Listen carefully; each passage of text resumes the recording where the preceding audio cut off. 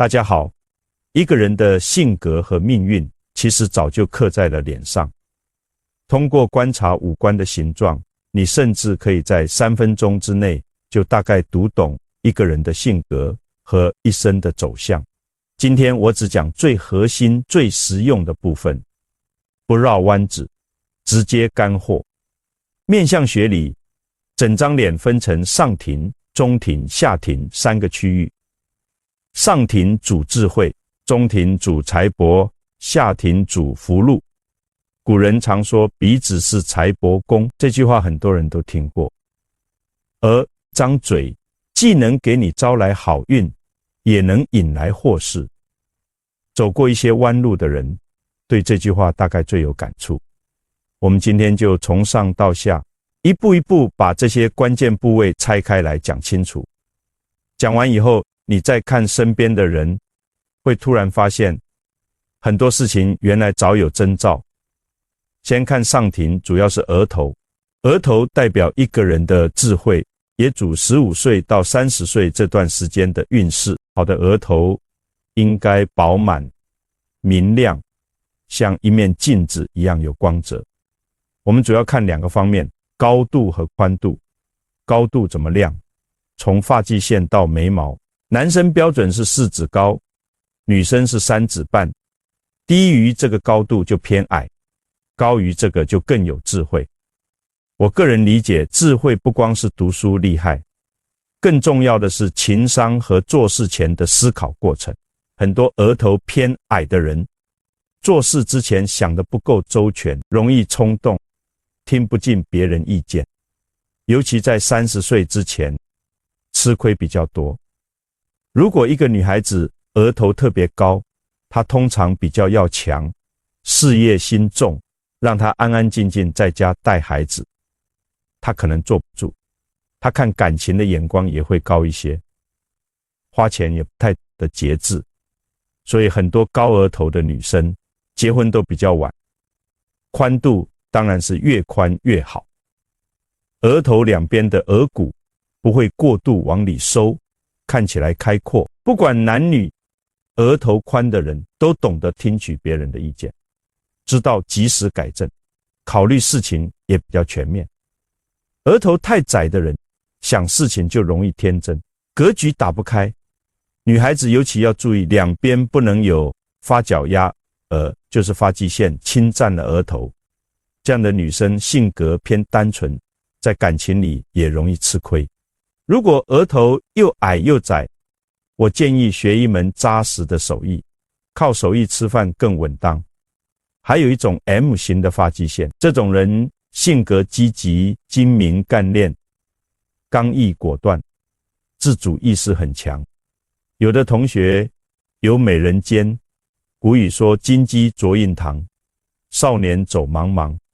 有美人尖的人往往出社会比较早，和六亲缘分相对薄一些。女生有这个像恋爱来得早，但结婚通常会晚一点。额头不宜有伤口、疤痕，这些都会影响15到30岁的运势。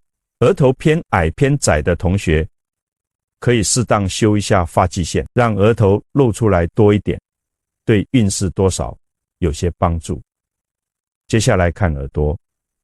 耳朵主要代表1岁到15岁的运势，也反映一个人的原始家庭和先天根基。好的耳朵要大，耳轮明显，耳垂厚实，不能太软，也不能硬得像石头。耳朵颜色要白。古人说耳白于面，闻名四方。耳白的人记性好，在古代容易科举成名，现在也代表学习和记忆力都不错。耳朵的高度最好能达到眉毛的位置，低于眉毛的人容易过度注重物质享受，忽略自身提升，自律性比较差，比较容易懒。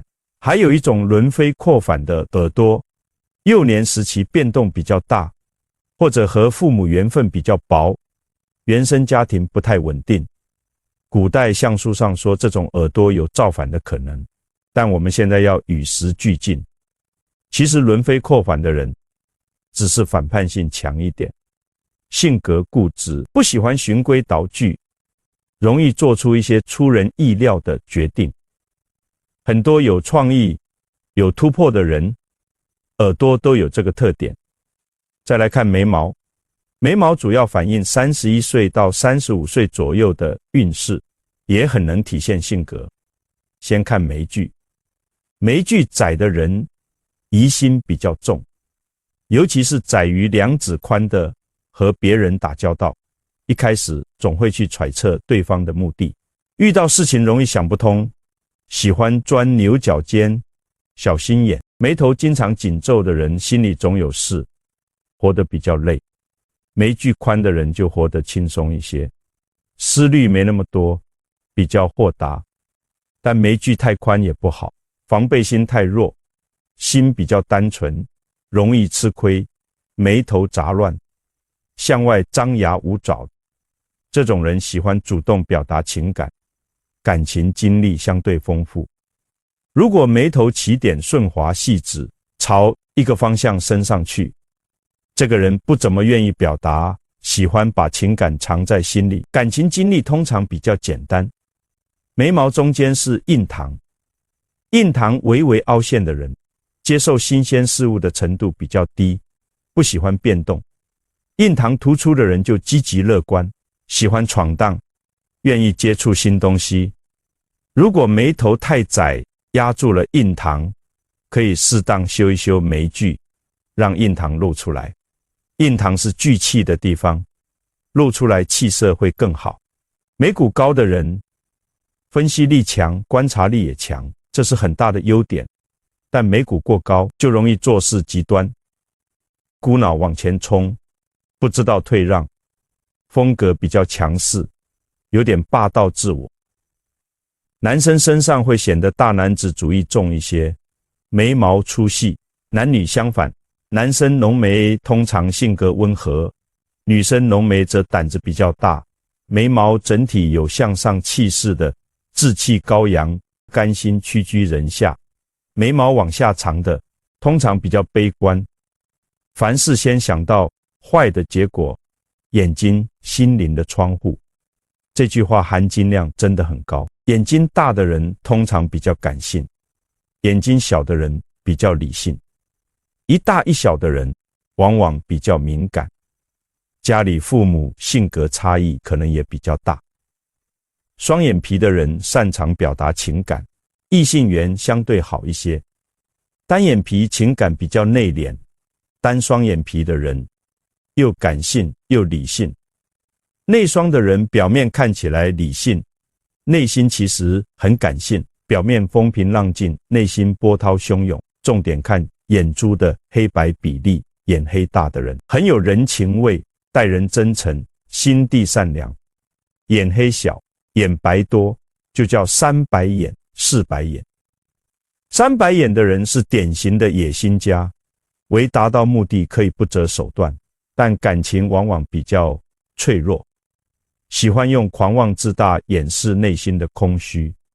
四白眼很少见，性格上比较狠，缺乏真诚，人情味淡薄，报复心强，得罪了可能会被长期记恨。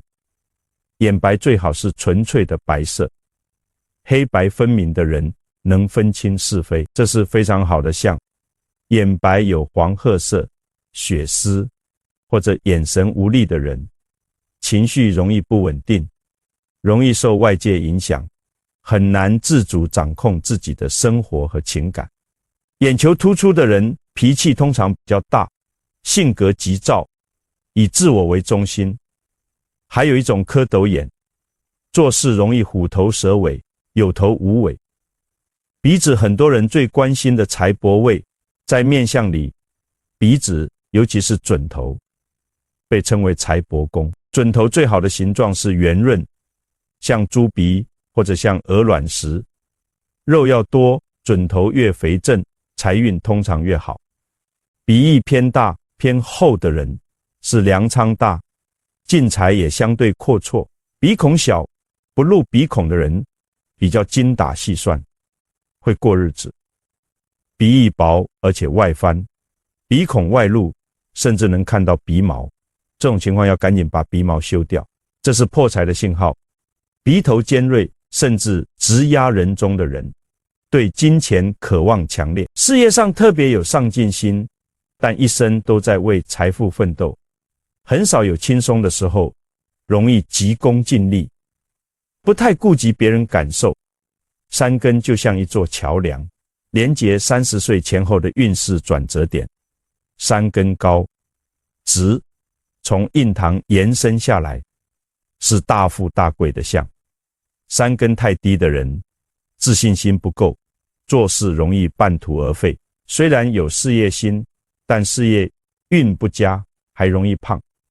判断山根高度，用一支笔贴在山根处，眼睛能正常睁开就算达标。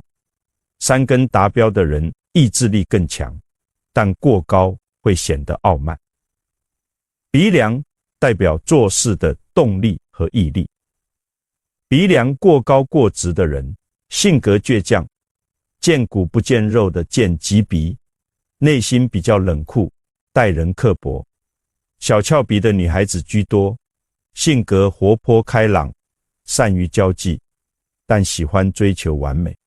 顺便说说颧骨，很多人觉得颧骨高不好，其实标准高度的颧骨是很不错的。颧骨够高又有肉，说明能掌权，能做决断。如果再配上宽阔的法令纹，就更好。做决定的顺序是眼睛第一，颧骨第二。人中主要反映身体健康状况，也关系到50岁以后的运势过渡和子女情况。人中要深长阔才好，不宜有痣，也不宜有横纹。嘴巴能招福，也能招祸。上唇主情，下唇主欲。上唇厚的人重感情，下唇厚的人物欲和挣钱欲望强。上下唇都厚的人为人厚道，做事踏实。嘴巴过薄的人就比较利己，嘴巴大小。从现代社会看，嘴巴大一点，男人嘴大能吃四方，交朋友广。嘴巴小的人习惯把情绪藏在心里，相对保守。嘴巴小而后收的人，性格稳重，有人情味，但缺少魄力，不擅长交际。大嘴的人做事果断，对钱没概念，太节约。带唇珠的大嘴，说话更厉害，吵架能喷35个。尖嘴、雷公嘴喜欢恐吓人，容易祸从口出。还有一种唇松，嘴皮包不住牙齿，守不住秘密。上唇上翘的喜欢搬弄是非。我建议大家平时保持嘴角微微向上，事事积极乐观，好运就容易接踵而至。大运与人生阶段总结：30岁之前，上庭主事，很多事情由家庭和父母决定，是智慧的吸收期，吃苦学习的阶段，感到迷茫很正常。30岁之后进入中庭，是智慧发挥期，你才真正开始掌握自己的人生。下庭则是收获期，50岁以后的事。现在很多20出头的年轻人正处在9子离火大运的时代，表面光鲜可能掩盖了内在的空虚，各种陷阱和小人也容易出现，大家要多加警惕。最后，我们来说说面相真正的价值。很多人学面相，第一反应是想看别人，但真正的高手，第一步是先看自己。你的额头高不高，鼻头圆不圆，眼睛黑白是否分明，这些都是你性格与命运的底色。认识自己才是一切改变的起点。额头矮窄的人容易冲动，却最爱一拍脑袋做决定。